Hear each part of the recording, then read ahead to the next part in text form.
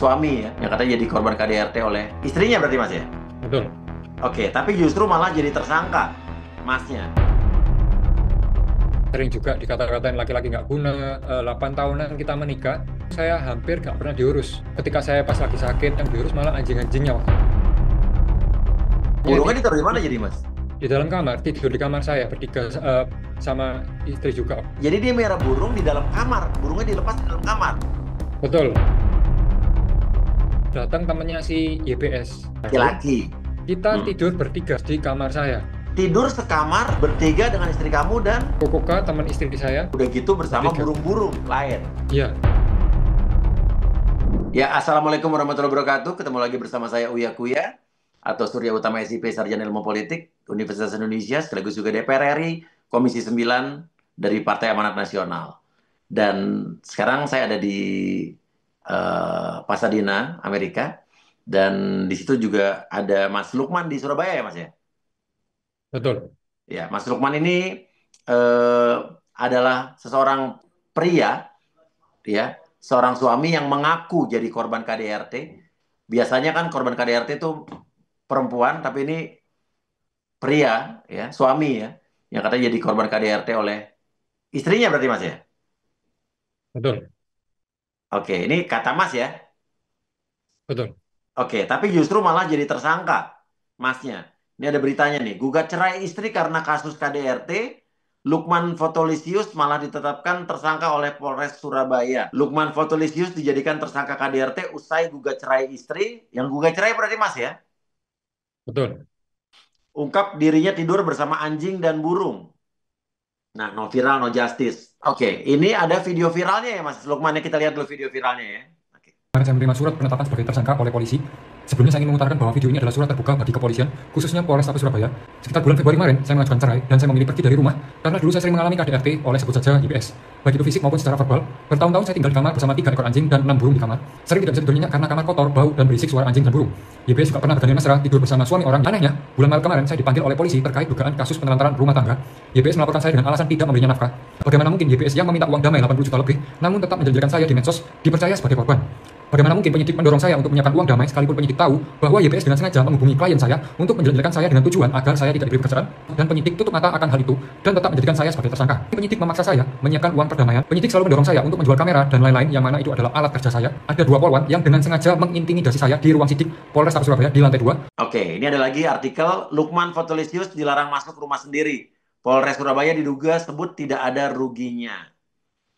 Oke, ini gimana Mas? Maksudnya ini ada juga di video viral tadi ada tulisan pernah meminta uang damai 80 juta tuh gimana ceritanya Mas? Ya, jadi kan saya kan ada menggugat cerai istri. Iya, Kemudian saya kan pergi dari rumah untuk ngontrak ke rumah yang berbeda. Karena memang kalau di Kristen itu kan syarat untuk bercerai harus pisah rumah 6 bulan. Jadi oke. saya memutuskan untuk pergi dari rumah itu karena kan historinya saya sering di KDRT, sering juga dikata-katain laki-laki nggak guna, lebih baik hidup sama anjing kayak gitu. Jadi saya lebih KDRT-nya memilih seperti apa untuk dulu? Satu-satu. Di KDRT-nya seperti apa? mukul kepala, mukul badan seperti itu, kayak kayak anak kecil lagi tantrum gitu kalau pas mukul saya kayak Mas gitu. nggak ngelawan? Enggak, saya megangin tangannya supaya dia tidak mukul terus. Karena ketika saya pegangin tangan dia malah nendang pakai kaki seperti itu. Oke, rata-rata dia melakukan itu gara-gara apa Mas? Biasanya kita kan argumen soal ini ya, ekonomi rumah tangga.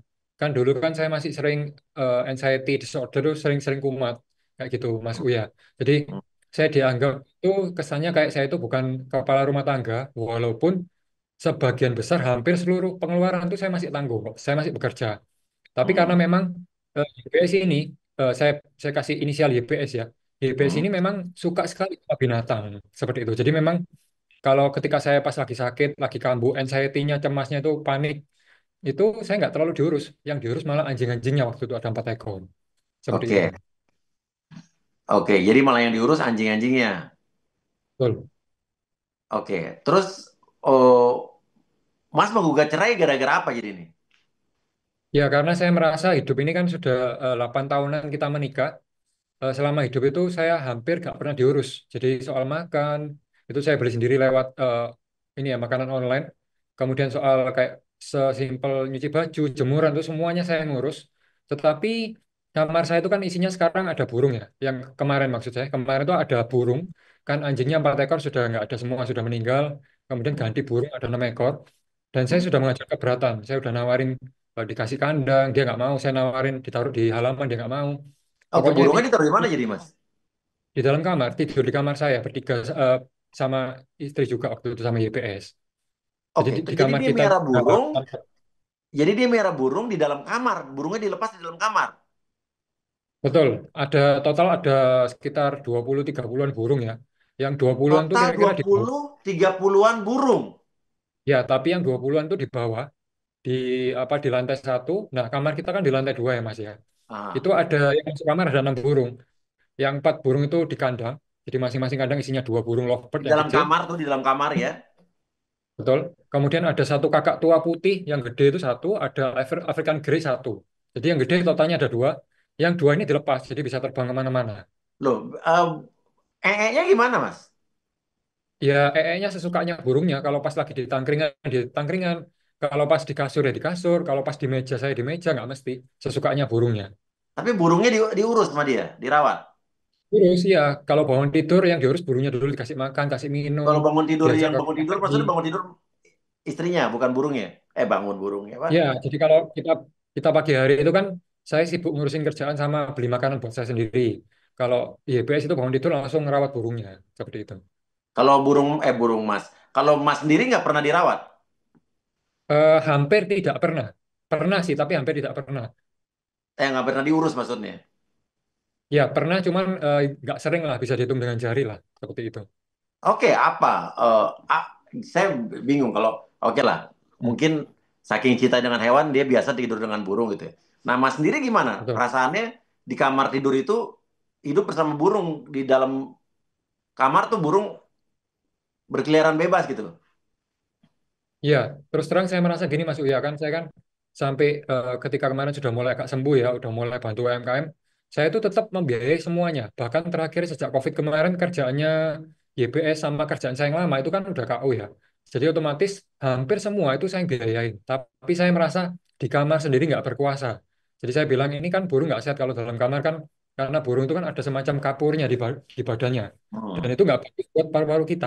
Itu saya sudah dibilangin juga sama dokter hewan. Tetapi Hmm. YBS ini intinya nggak bisa, harus di dalam kamar. Kasian kalau di luar. Di kamar kan enak ada AC-nya, dia bilang gitu. Jadi saya merasa rumah tangga ini udah saya nggak diurus, udah kamar itu isinya burung. Kemudian kita waktu itu sebelum menikah kan kita sepakat punya anak, tetapi menunda. Nah kemarin saya bilang, gimana kalau kita punya anak, tapi kan umurnya dia kan lebih tua 5 tahun dari saya. Jadi saya bilang kalau kamu punya anak udah risiko, lebih baik kita cari aja ponakan saya. Kamu pilih ponakan saya diangkat jadi anak satu, adopsi. Tapi intinya dia Hmm. nggak mau. Terus saya ajak ke panti asuhan untuk milih Hmm. anak mau dari yang India, mau dari yang Cina, apa segala macam. Silakan dipilih untuk jadi anak. Tetapi nggak mau juga. Terus saya bilang terus kayak gimana kalau nggak ada anak? Nah itu juga nggak ada jawaban maksudnya. Oke, Mas sendiri nggak suka binatang. Suka, tetapi saya nggak suka kalau binatang tuh di dalam kamar terus menerus kayak gitu. Apalagi Kalau setiap burung hari Mas kita suka tidur. juga. Suka juga, betul. Mas punya burung. Dulu saya belikan semuanya. Jadi dulu burungnya saya belikan semuanya, Oh, tetapi jadi burungnya kan burung itu beranak pinak. yang beliin Mas ya. Betul, memang saya yang beli. Kan dulu saya sempat ternak burung juga untuk cari uang gitu maksudnya. Nah, ketika saya tahu YBS ini suka burung, saya belikan waktu itu dikit. Tetapi akhirnya beranak-beranak banyak, terus yang dia sayang dimasukin dalam kamar. Seperti itu. Oke, jadi intinya burung itu bukan burungnya Mas ya, maksudnya burung Mas belikan untuk istri, bukan burung yang Mas beli untuk Mas sendiri, bukan ya? Betul, betul sekali. Oke, nah itu perkara soal burung ya Mas ya. Jadi Mas gugat Ya, cerainya ini gara-gara burung, apa gara-gara nggak diurus nih? Apa gara-gara KDRT kompleks. kalau emang benar dilakukan? Ya, kompleks Mas Uya kan kita kan menikah udah 8 tahunan ya. Selama Hmm. 8 tahun itu selain keributan, pemukulan, kemudian ucapan-ucapan kasar, verbal begitu, teriakan-teriakan yang saya dengar, juga ada kasus lain selain yang anak, selain yang burung. Itu banyak kasus. Contohnya nih Mas Uya. Kira-kira mungkin sekitar 6 tahun yang lalu mungkin ya. Itu saya baru mulai agak pulih nih, masih sakit, tapi udah mulai agak pulih. Nah, suatu hari ada datang temannya si YBS. Jadi inisialnya Kokoka. Nah, Kokoka ini juga dari Bandung, sama-sama dari Bandung, Laki-laki. laki-laki betul, datang ke Oke. rumah saya, kemudian kenalan sama saya, kemudian sama YBS. Nah, tetapi mulai terjadi keanehan yang saya lihat dengan mata kepala saya sendiri, yaitu ketika malamnya kita Hmm. tidur bertiga di dalam kamar saya. Jadi Kokoka ini diajak tidur oleh YBS di kamar saya. Nah, Satu waktu tempat itu saya tidur. menolak. Kan ini satu tempat tidur. Jadi saya sama Kokoka ini satu ranjang, sedangkan di bawah ini ada YBS di kasur lipat di kamar kita berdua. Jadi Tunggu, kamar kita di isinya atas di atas tempat tidur itu Mas dengan si cowok ini betul satu satu ranjang ya. Kemudian dengan yang YBS burung-burung itu, dengan burung-burung itu. betul betul Oke, terus? ya. Nah, intinya itu kan kamar kita berdua sebenarnya Mas Wia. Tetapi teman cowoknya nih diajak tidur bertiga di kamar saya. Nah, Hmm. waktu itu saya Oke. menolak. Bilang kan Kokoka ini bisa tidur di ruangan sebelah aja. Kan di ruangan sebelah juga ada AC gitu ya. Tetapi intinya YPS ini tidak mau. YPS tetap ngotot harus tidur di kamar kita. Intinya begitu. Nah, itu kan terjadi setelah saya sering mendapatkan pemukulan, kata-kata kasar gitu kan. Jadi saya waktu itu menghindari keributan. Saya wis gak mau dipukul lagi waktu itu. Saya juga sudah mulai agak sembuh secara mental. Jadi saya waktu itu berusaha menghindari keributan maksudnya. Tetapi besoknya ketika kita sekitar jam 10 jam 11 itu si Kokoka ini kan diajak ke mall. Di mall di Hmm. Surabaya jalan-jalan ke mall gitu kan. Naik naik taksi online. Nah, saya ikut karena saya nggak berani di rumah sendirian gitu. Akhirnya kita bertiga ke mall. Nah, seturunnya dari taksi online itu si Kokoka langsung digandeng sama YBS. Nah, awalnya Diapain? ketika digandeng si Kokoka Oh, gandeng. ya Hmm. digandeng. Ketika awal digandeng si Kokoka ini terlihat canggung, kayak nggak enak gitu, malu-malu gitu. Tetapi makin lama makin mesra sampai gandengannya tuh kayak goyang-goyang gini, ayun di mall gitu. Kemudian saya di Iya. belakang dengan pos barang belanjanya mereka gitu ya. Itu terjadi selama kira-kira 3 hari 2 malam. Kemudian hari terakhir sampai gandengan mesra gitu mereka berdua di mall. Nah, kemudian saya protes ke YBS kan. Saya bilang, kamu ada hubungan apa sama Kokoka ini? Kalau memang ada hubungan, ngaku aja nggak apa-apa. Tapi intinya ada apa gitu. Nah, waktu itu YBS sedang packing-packing barang, pakai lakban gitu kan. Kemudian dia nggak terima ketika saya desak begitu, dia marah, saya dipukul lakban. Jadi memang YBS ini dari dulu kalau argumennya kalah atau dia nggak bisa memberikan jawaban, dia mesti kekerasan ini, fisik. Sering sekali kayak gitu maksudnya. Oke, Jadi itu tunggu. kejadian saya ini pasti. Oke, selama 3 hari 2 malam itu si Koko ini tidur sama kamu terus di kamar. Iya, bertiga. Betul. Tetapi kalau pagi kan saya bangun untuk jaga toko. Di bawah waktu itu buka toko di lantai satunya. Jadi Terus kamu pagi saya, tinggal di kamar iya itu. betul, betul, saya tinggal. Kamu tinggal istri kamu sama cowok di dalam kamar. Iya, karena waktu itu memang saya fokusnya kan udah berusaha memulihkan kesehatan, berusaha kerja, cari uang waktu itu kan. Jadi saya juga menghindari yang namanya keributan Mas ya. Saya pengennya itu kalau memang gak cocok atau memang dia punya cowok lain, ya sudahlah kita pisah. Waktu itu mikirnya begitu. Jadi saya nggak mau ribut. Tetapi memang hari ketiga itu saya udah nggak tahan, udah kayak mau memperjelas saja ini ada apa gitu. Oke, jadi ini kasus rumah tangga yang paling aneh yang pernah saya hadapi nih. Jadi kamu tidur sekamar bertiga dengan istri kamu dan Dengan Kokoka, teman istri saya, bersama istri saya juga di kamar.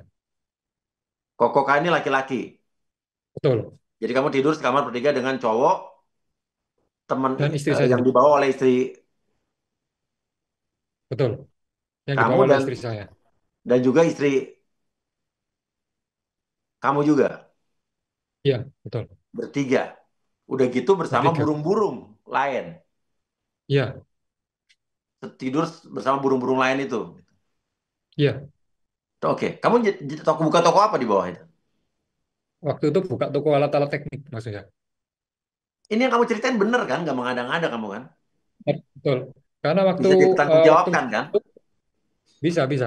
Karena waktu Kok? itu kan saya kemudian marah sama Kokoka waktu itu kan. Saya minta nomornya ke YBS. Hmm. Kemudian saya sempat WA waktu itu sama ke mama mertua. Hmm. Hmm. Intinya saya bilang wis ini anaknya tak kembalikan aja mah karena wis tak cerai aja lah. Kalau kayak gini buat apa gitu kan. Terus mamanya nelpon saya waktu itu. Hmm. Nelpon bilang gini, lu kok tenang aja. Saya tahu kok, mama tahu itu si Kokoka itu siapa. Kokoka itu udah punya istri. Terus saya langsung jawab maksudnya. Justru Hmm. anehnya di sana mah, yang saya beristri, Hmm. yang di sini udah bersuami. Tapi Hmm. intinya waktu itu sama sama mertua, wis lah jangan cerai, mama maunya kalian damai. Kemudian si Kokoka itu saya WA, saya ajak ketemuan. Intinya mereka datang, jadi Kokoka ini datang sama anaknya yang dari Bali waktu itu. Kemudian Hmm. saya meeting bersama mereka, sama YBS, sama saya panggil teman untuk jadi saksi. Ada satu teman, ada dua karyawatinya teman sebagai saksi. Untuk kita ngobrol secara kekeluargaan waktu itu. Dan si Kokoka ini ternyata mengaku baru pertama kali ketemu sama YBS. Selama ini memang mereka telepon-teleponan lewat Facebook ya, Facebook komen-komenan, telepon-teleponan.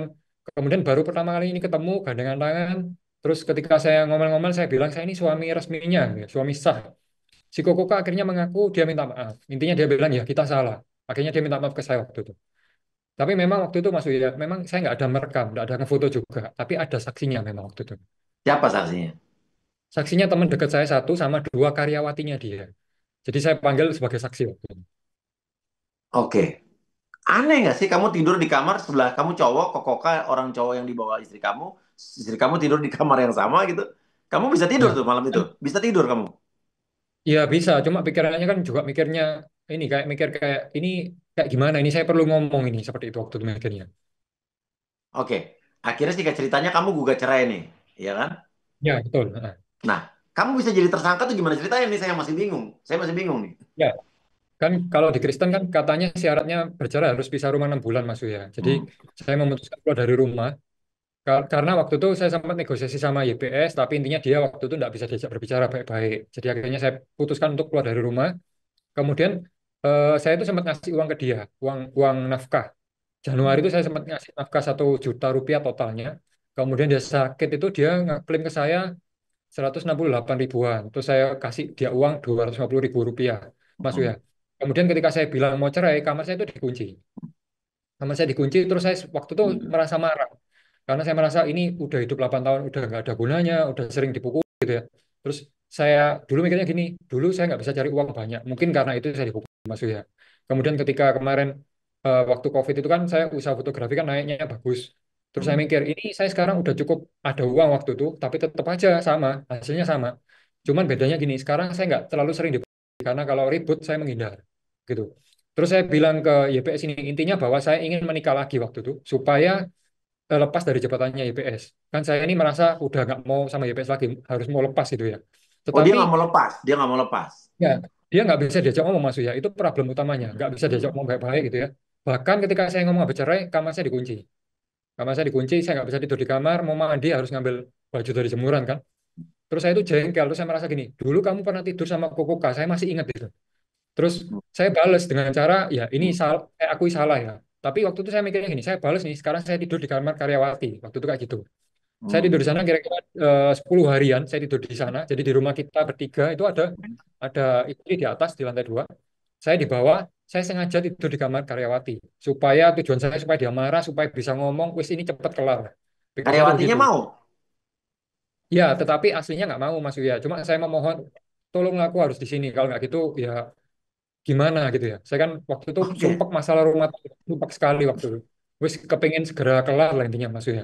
Terus Nah, itu. marah nggak Nah, istri kamu waktu itu? ternyata dia waktu itu nggak ada yang ngomong apa-apa, sama sekali nggak ada ngomong. Bahkan saya ngajak ngomong dia cuek, dia menghindar terus pokoknya waktu saya ngajak ngomong. Terus akhirnya itu kan Januari saya ngasih uang 1 juta totalnya Mas Uya. Jadi saya masih mencicil waktu itu karena biasanya itu uangnya dipegang sama mantan saya biasanya dipegang dia, tetapi per Januari uangnya saya pegang lagi uang kerjaan. Jadi waktu itu uangnya baru kumpul dikit kayak gitu. Nah, ketika saya habis ngasih 1 juta, terus saya tidur di kamar karyawati, terus saya digerebek tanggal 21 Januari sama RT RW, kemudian dia bayar pengacara juga. Digerebek kamu yang digerebek. Oke. Terus ada Ya, siapa? Waktu betul. digerebek ada siapa di dalam kamar itu? Ada RT RW, ada pengacara yang gerebek kita, kemudian kita langsung dipaksa dibawa ke Polrestabes Surabaya waktu itu. Ada Kemudian kami karyawatinya juga sempat di situ.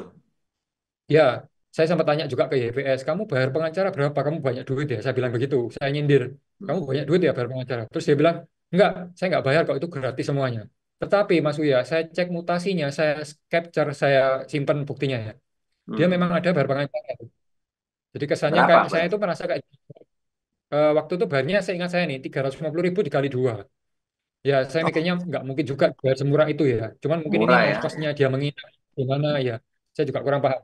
Tapi yang pasti Oke. dia bayar ke pengacara itu. Sebentar, saya mau potong dulu. Ya,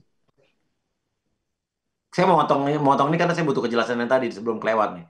kenapa? Waktu digerebek itu kamu sama karyawati di dalam kamar lagi ngapain? Nggak ngapa-ngapain. Saya kebetulan waktu itu memang lagi tidur.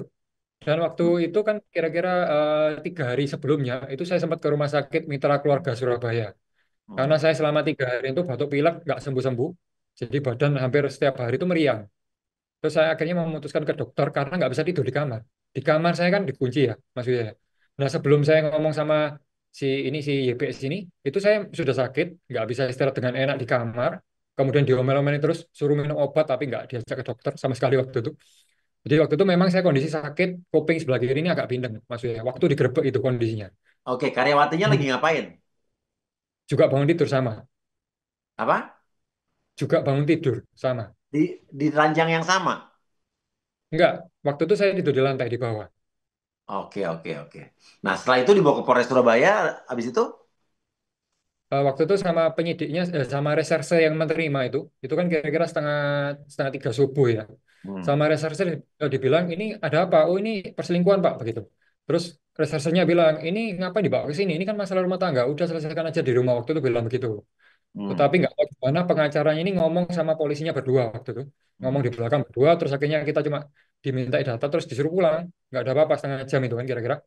Jadi itu kan terjadi Januari, Mas Uya. Saya masih ngasih uang 1 juta rupiah waktu itu.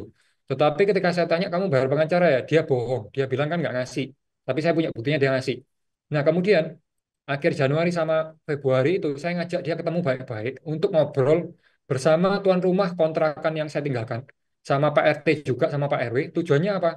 Ngomongin secara baik-baik, ini maunya gimana. Kalau memang mau tinggal di rumah itu silakan tinggal. Kalau butuh uang berapa saya kasih. Tetapi saya minta hitam di atas putih Mas Wiyah. Karena waktu Hmm. itu kan dia sudah main polisi-polisian sama pengacara nih. Hmm. Jadi saya minta hitam di atas putih. Tapi dia nggak pernah mau. Selalu berkelit. Itu Februari. Kemudian saya kan masih menunggu dia. Gimana masih mau nggak kita hitam di atas putih. Ternyata 1 Maret saya dimasukkan laporan penelantaran rumah tangga. 1 Maret. Jadi Oleh selisih cuma pengacara satu yang bulan. sama. Saya kurang tahu apakah itu dimasukkan pengacara atau enggak. Yang pasti 1 Maret ada laporan penelantaran rumah tangga. Padahal saya terakhir ngasih kan Januari ngasih uangnya. Laporan Seperti penelantaran rumah tangga. Coba, ini undang-undang apa kalau ya. penelantaran rumah tangga ya?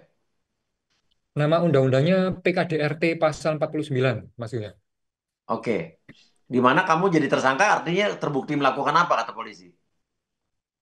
Saya juga belum tahu karena kan baru kemarin tanggal 27 itu saya ditetapkan sebagai tersangka. Ini saya sudah dapat laporan, sudah dapat panggilan sebagai tersangka, tapi belum datang. Nanti jadwalnya tanggal 20 Januari.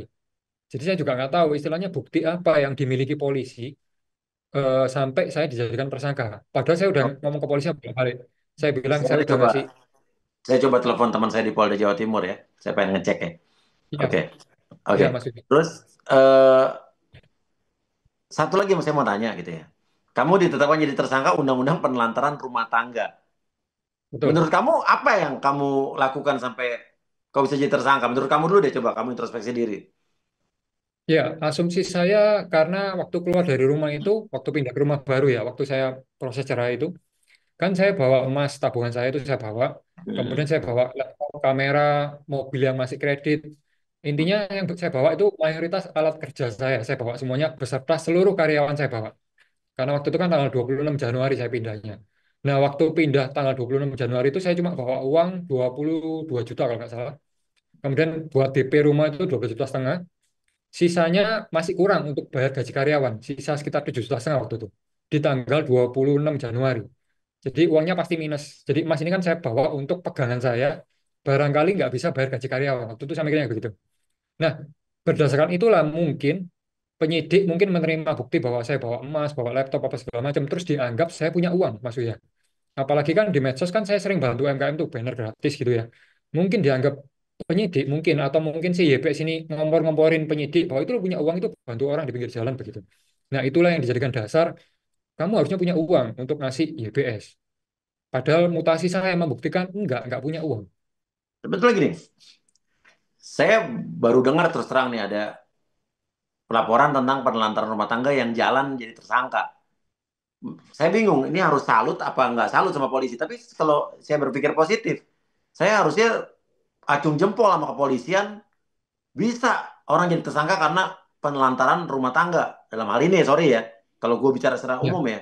Karena banyak ya, kasus-kasus ya, wanita-wanita yang ditelantarkan oleh suaminya, yang habis cerai dia nggak dapat apa-apa dari suaminya, atau suaminya masih nikah ya, juga nggak pernah ngasih apa-apa, anaknya ditelantarkan, tapi nggak diapa-apain tuh. Terus udah gitu juga ada ya, wanita-wanita yang selama ini anaknya diambil alih sama suaminya, nggak bisa ketemu anaknya, si istri, polisi nggak bisa ngapa-ngapain tuh. Tapi ini kasus Iya, beda nih. Jadi saya harus acung jempol sama polisi dulu nih.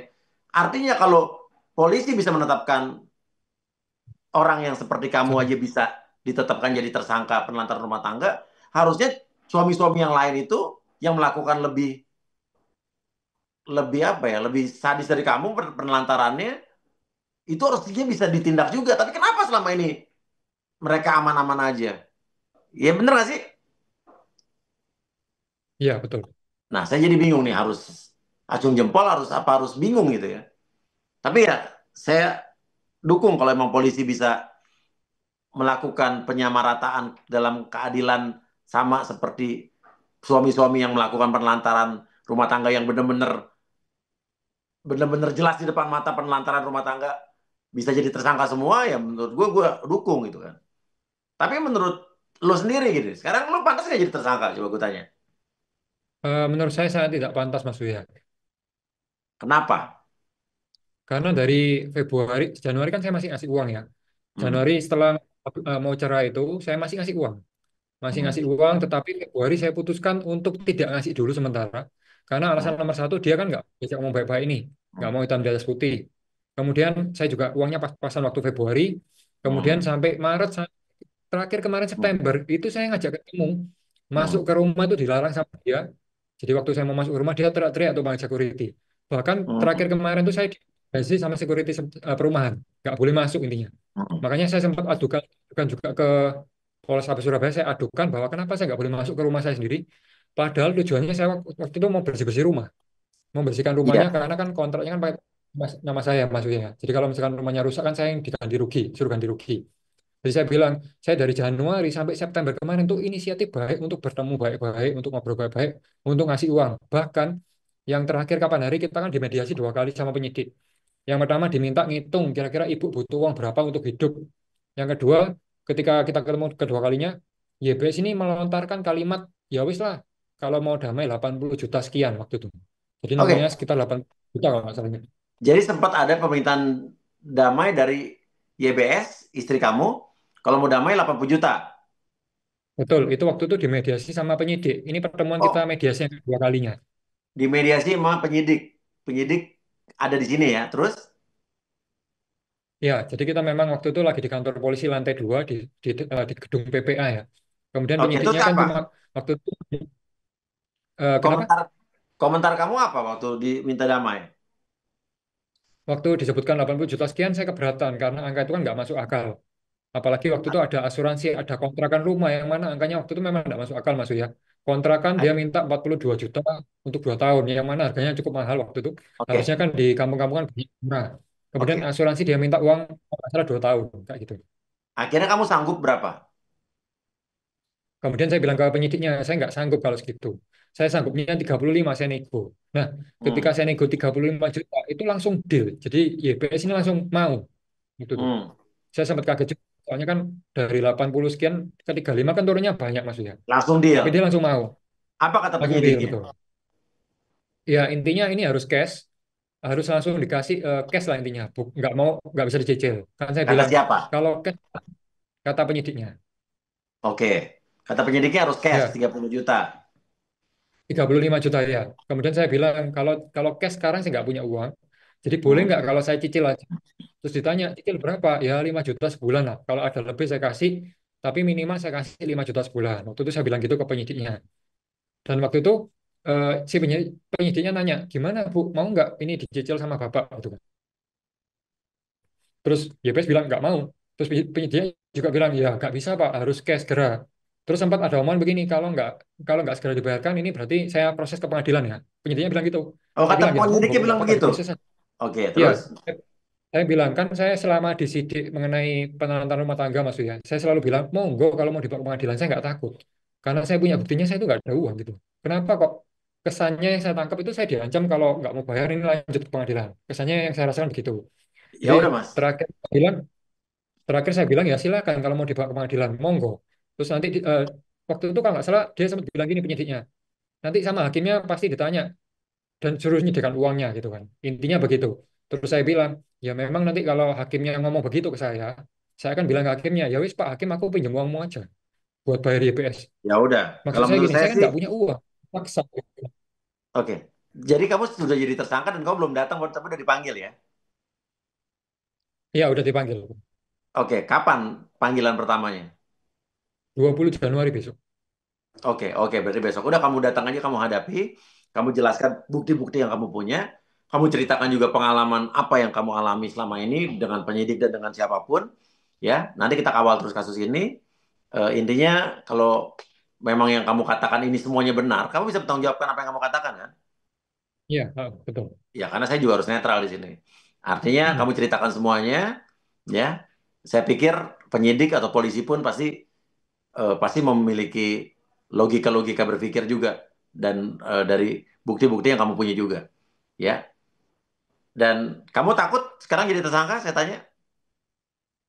Lebih ke kesel aja saya. Kenapa kok saya ini kesannya udah baik-baik ya, udah berusaha baik. Malah YBS ini banyak melanggar hukum sebenarnya, Mas. Saya Hmm, punya banyak bukti dia itu melanggar banyak hukum seperti mengintimidasi karyawan, kemudian diduga kuat pura-pura jadi oknum, menyamar jadi anggota Polrestabes Surabaya. Kemudian yang terbaru kemarin, kan saya kan ada laporan ITE. hmm. ITE ke YPS. Nah, laporan saya kemarin ditolak sama penyidik. Kemudian saya tahunya dari mana? Bukan dari penyidik, tapi dari story-nya YPS. Jadi ada surat dalam bentuk digital yang menyatakan penyelidikan saya ITE dihentikan. Saya Hmm. protes ke penyidik saya. Waktu itu saya bilang, Pak, saya sebagai pelapor, kenapa nggak dapat surat resminya dari kepolisian? Betul, betul, Malah betul. YPS yang dapat ya malah YPS yang dapat duluan. Itu pun formatnya digital, loh, bukan format surat resmi. Kamu lapor di Bukankah mana? semua pemberitahuan atau di Polrestabes Surabaya maksudnya aku ya? Oh, Polrestabes Surabaya lagi. Ya. Iya, jadi saya tuh merasa loh kok aneh ya, kok laporan saya ditolak tapi saya pelapor gak dikasih tahu, terus nggak dapat surat resminya, malah Apa YPS kata dapat mereka? dalam bentuk digital. Nggak jawab. Ketika saya tanya dia nggak jawab, penyidiknya diem aja di WA. Oke, dan saya akan tanyakan juga sama mereka ya. Hmm, Oke. ya. Dan intinya kamu mau melaporkan istri kamu juga dengan bukti-bukti yang kamu punya?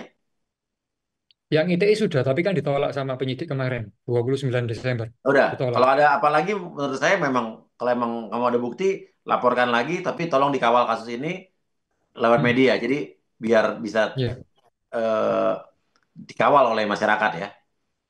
siap. Ya, Ya, oke. Dan intinya saya tunggu kabarnya pas nanti kamu dipanggil tanggal 20. Tolong kabari saya siap. apa kata penyidik. Ya. Ya, Tapi intinya kalau memang terbukti kamu bersalah ya kamu pasti harus juga menjalani hukuman. Tapi kalau memang ternyata ada dugaan sewenang-wenangan atau ketidakadilan dalam proses penersangkaan kamu, misalnya ya, ya juga kita harus hmm, kawal juga. Ya intinya ya, saya juga harus fair ya di sini ya. ya, siap. Oke. Dan kalau istri kamu tiba-tiba ngajak damai lagi, kamu damai apa nggak? Selama ini saya selalu ngajak damai, tapi nggak pernah dianggap. Jadi kayaknya asumsi saya nggak mungkin dia ngajak damai. Justru selama ini dia berusaha merusak nama baik saya, merusak kerjaan saya semuanya. Oke. Tapi YPS kalau ini dia umur ngajak berapa sih? damai, sekarang harusnya 43. Oke. Beda 5 tahun sama kamu berarti kamu 38 ya. Betul, Oke. Siap Mas. Ya. Yang siap. tetap harus tegar ya sebagai laki-laki hadapi ini ya. Kalau memang kamu benar, pasti kebenaran akan memihak pada kamu. Tapi kalau memang kamu salah ya bisa jadi sebaliknya. Ya. Tapi kalau kamu Siap, benar, saya akan dampingi kamu, saya akan kawal kasus ini. Ya. siap. Ya. Oke. Kalau kamu benar ya. Oke. Terima kasih banyak, Mas. Ya. Oke, Dan terima kalau kasih memang pihak juga. JBS juga merasa keberatan apa yang dikatakan Mas ini, boleh juga. Saya kasih ruang untuk bicara juga di sini. Ya. Oke. Terima kasih, Mas. Kabari saya tanggal Terima 20 kasih. gimana ya? Ya, Nanti kabarnya. ya, Ya. siap. Terima kasih. Terima kasih Mas.